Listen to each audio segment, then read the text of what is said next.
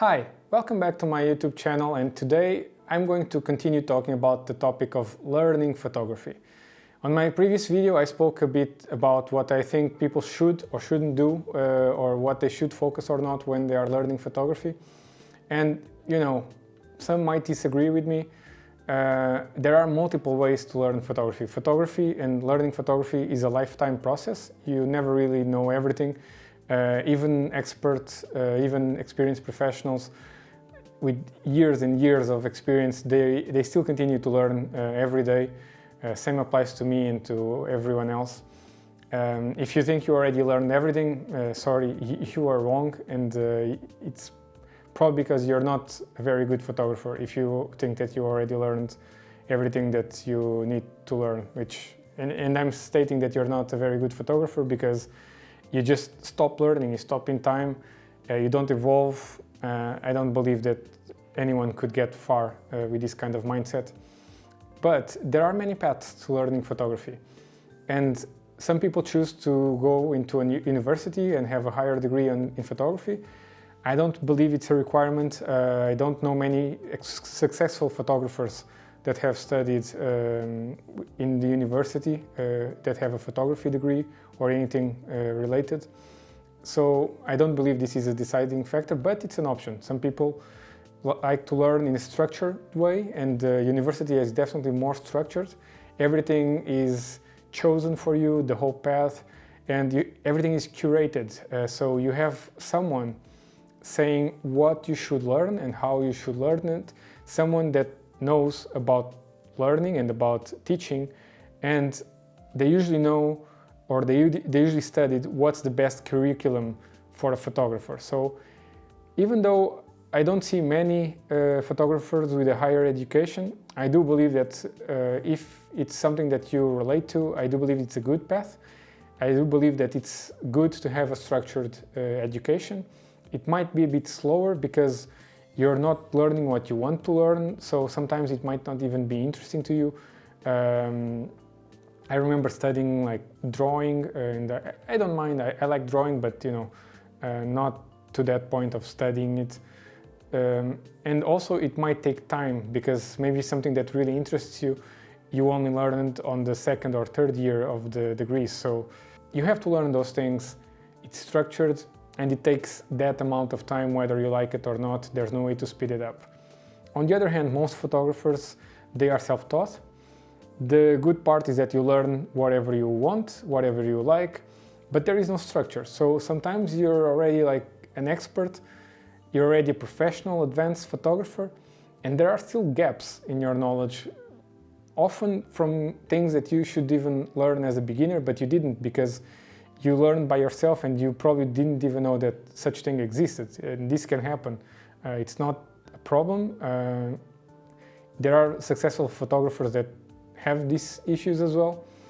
It's not something that will prevent you from progressing. But of course you should try and look for the best sources of information, especially if you're self-taught, to make sure that you have a good progression and that you learn photography properly. And on that note, something that I would like to talk about in this video is sources of learning. And one thing that it bothers me a bit, because people are forgetting something, that it's the internet. Everybody can say whatever they want, and you don't really have a way to check the sources, or at least even if you do, most people don't.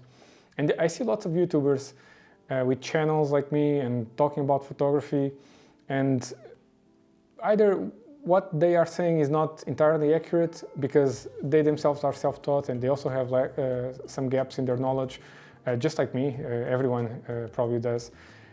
Or they are reaching for the views because they want to get like a bigger channel, they want to get followers, but not because of photography. They want to get paid advertisements, they want to get paid products and sponsoring.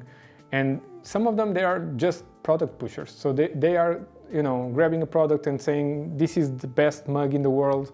And yeah, it's not. They are being sponsored by someone to say that.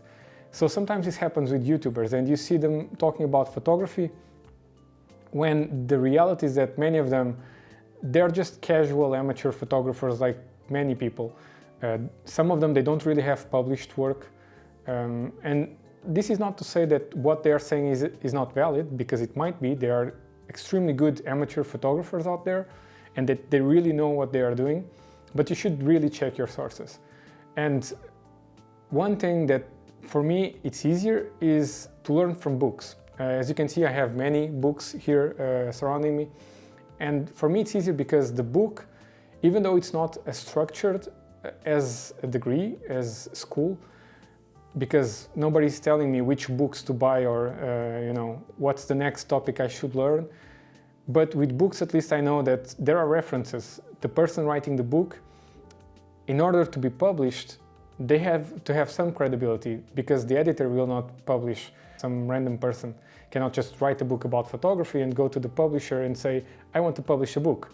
If they pay enough to the publisher, it might happen, but generally speaking, it doesn't. And you have some editors, some publishers that they are really picky about who they publish. So books always give you a bit more reliability. Blogs as well, depending if you really search for a photographer, and sometimes professional, really high-end photographers, they don't have that much time to teach, so they don't have YouTube channels, they don't write books, but sometimes they will have a blog on their website, because as a professional, it can be important for you to show to your clients, not the general audience reading the blog, but to the companies that are hiring you. It might be important for you to show them that you do know what you are doing and that you are an expert on the matter. And some photographers use blogging to do this. So they will have their website and their portfolio on the website, and they might have a blog where they write some techniques and some behind the scenes things, just to show that they know what they are doing. But at the same time, it does have some useful information for you to get started. Wrapping up this, what I mean is, you might choose any path to learn photography. All of them are valid. Always check your sources, because some sources are more valid than others. University teacher definitely beats YouTuber, and just be aware that some things, even some magazines, they might have like some photography pages, and it's just to sell for amateurs, for beginners, usually really basic content, so not the best source. On the other hand, when you buy a book about photography, usually it is a good source. So I would recommend you to buy books if you're a self-taught photographer.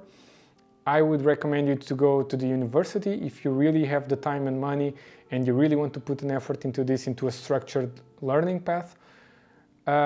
If you prefer videos, I'm very fond of videos. I like visual learning a lot. Always try to check who you're listening to. And even if you don't, hear it, but always raise questions. Is it really like that? Is it really true? And you see YouTubers all the time saying, this is how you make money out of photography. This is how you get rich shooting stock photo. It's not true. Nobody gets rich shooting stock photography. You should really check who is saying what. So I hope you learned something from this video, at least in order to guide you, not to exactly teach you about photography, but to guide you on your photography path and to know what to look for and when and where to look for. Again, please subscribe to my YouTube channel for more videos like this, and follow me on Instagram if you want to see some of my personal work. Thank you.